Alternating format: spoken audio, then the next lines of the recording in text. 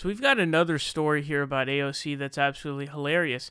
I literally just spoke about AOC derangement syndrome, which has been going on in the Republican Party and just conservatives in general and just groups of conservatives. Now we're going to be looking at this doofus from Fox News that you guys all know. His name is Sean Hannity. Sean Hannity is somebody who is extremely interesting, and one of those reasons is he's been able to survive the changes that have sort of taken place throughout time. A lot has changed in politics, in the past 10 years. So if you're a George Bushite, you're not really going to be able to retain a Fox News spot like him and keep his name the same way. Now, there are a lot of people who still keep their name out there, but not to the level of Sean Hannity. So, like people like David Frum, they're still out there, but they kind of tapped into another sort of audience, if you will, of never Trumpers, where he now has the lib shits on his side. But the point I'm making about Sean Hannity is, remember, he was somebody who I believe was came out after Mitt Romney lost and said, oh, I'm going to flip on the immigration issue because he believed that that was what won it for Obama. And the way that he was able to adapt to survive was to become a Trump, just suck him off all the time, pretty much, is what he does. I believe I called him a Trump rationalizer a couple of times. So that's how he's been able to survive. And he's a pretty slimy, weaselly prick. And what we're going to be looking at here is a clean-cut case of what I call AOC derangement syndrome.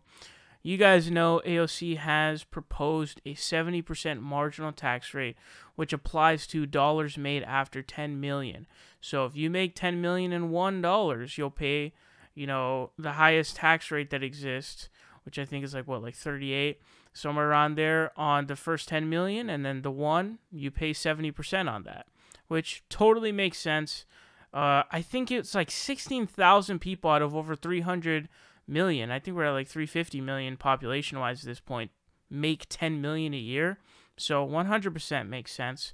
In fact, polls have showed that a majority of Americans do agree with that policy position.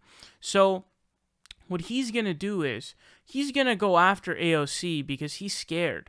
And we're going to talk about this in a subsequent story about Davos and what's going on there, where all these rich people are laughing and trembling inside because the people are coming for them. And so he's getting scared. Now there's this guy, his name I believe is Dan Riffle, and he is AOC's policy guy. And his name on Twitter, like his name, not his app, but his Twitter name is Every Billionaire is a Policy Failure, which is something we'll also talk about. But go ahead and check this out.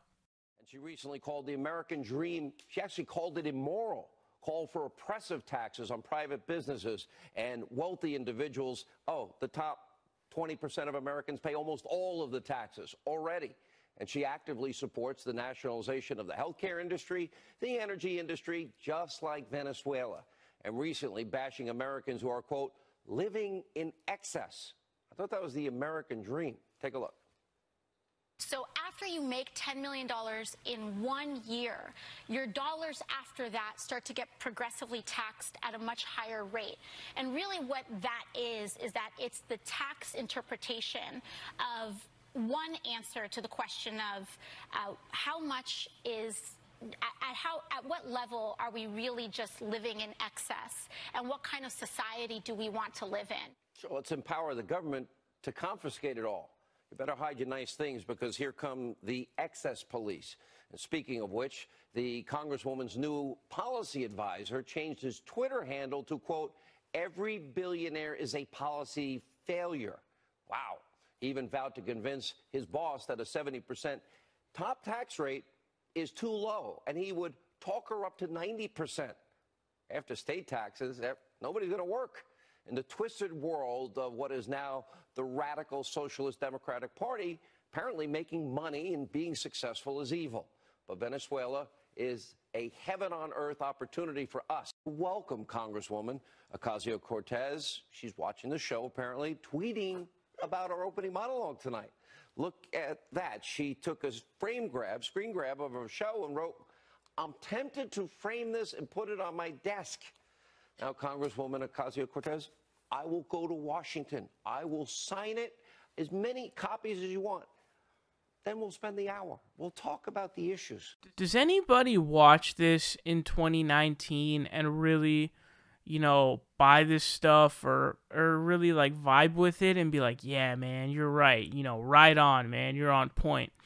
I don't know how you could do that, to be honest with you. Like, this seems like the most ancient garbage that I've ever heard in my entire life. And by the way, Sean Hannity's looking ancient now too, man. He's aged like crazy over the past like 15 years. It's insane.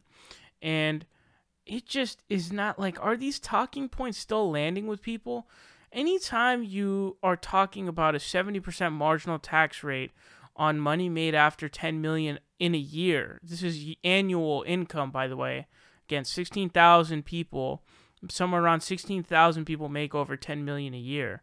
And if you're going to invoke Venezuela in a conversation about tax rates which existed under a Republican president in the mid-1900s, you are not a serious person. I don't know how else to put that. There is no other way to put that. Venezuela is rarely ever a legitimate point to bring up in a conversation. If ever, really. But in the context of a 70% marginal tax rate on money made after $10 million, it certainly is not. Because obviously, so when he says Venezuela is heaven for them, he's strawmanning, because a 70% marginal tax rate, which is being misrepresented as this sort of socialist ideal when it existed higher, 90% under Dwight D. Eisenhower, a Republican, it doesn't make any sense. You're strawmanning, you're misrepresenting us, and you are doing it, willfully. You don't care. Like, he doesn't give a shit. He doesn't give a fuck. And so he's scared, man, because the people are coming for him. But even him, I mean, I don't know. Is he making 10 million a year? Someone can let me know in the comment section. I don't think he is, but maybe. But I doubt it. Like, even him, I doubt he's going to be hit by that tax rate. And so it's so embarrassing that I see these.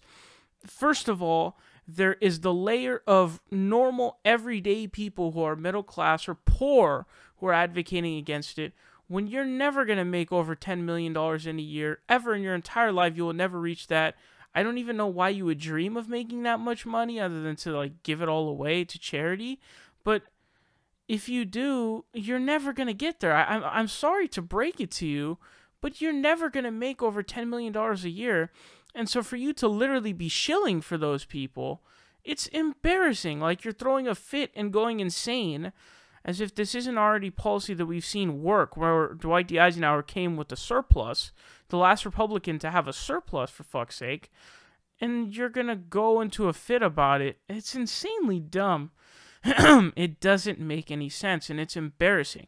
Then, what I consider to be the second layer are these Fox hosts and other smarmy douchebags on these, news networks who are, shilling, because, like, even you're not making 10 million a year. I mean, these ones make a lot of money, but I'm pretty sure it's not 10 million.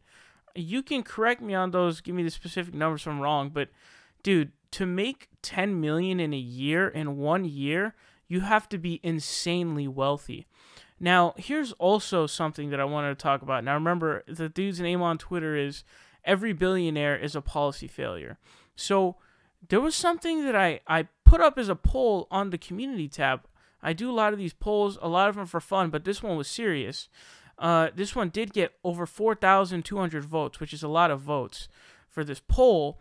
And the question was, should we allow someone to have wealth equating to $1 billion? And this is a serious question. My opinion is no. I don't think so. Because people like Steven Crowder, and it's a talking point amongst the right that, life in capitalism isn't a zero-sum game. That's total bullshit. Totally wrong. Jeff Bezos making that money when the laborers are the ones actually producing things. Those people who work in the actual Amazon factories, they are directly being hurt by the money being made by him. So it is a zero-sum game because both of them are there and there's wealth being made, and Jeff Bezos is taking all of it while they get, pennies. So I don't think, remember guys, there's 1,000 millions in a billion. That is a ridiculous amount of money. And I do not think that in the United States, that it's even, fuck the United States, in any society, it's not healthy to have that much money. In fact, I don't even know why capitalists would want billionaires and someone to have $1 billion. I don't understand that, because it's like you're dooming capitalism. Like, you are leading capitalism to its doom, because that kind of wealth inequality is so detrimental that it will lead to some sort of a revolt from normal, everyday people, especially when you're talking about the laborers in Amazon, the laborers in any conglomerate, wherever, whatever corporation, where, you know, the CEOs and the people up top are profiting off of their backbreaking labor. That doesn't make sense. It is a zero-sum game. And so there's no way to have a healthy society like that. And so I think that I was surprised, because the numbers ended up being, I think, 58-42. I was shocked in favor of yes. I was really shocked. And the thing is can someone truly earn $1 billion? I don't see how you could really do, like, what are you doing to earn that much money? It doesn't, nothing. You're not doing it. It's the people making the fucking shit. And then you're profiting off them. You're benefiting from it. So I'm going to go into this more in a subsequent video as well, where I'm going to talk about Davos. But basically, I mean, Sean Hannity's looking ancient. His talking points are ancient. And the guy is a blithering buffoon and a joke.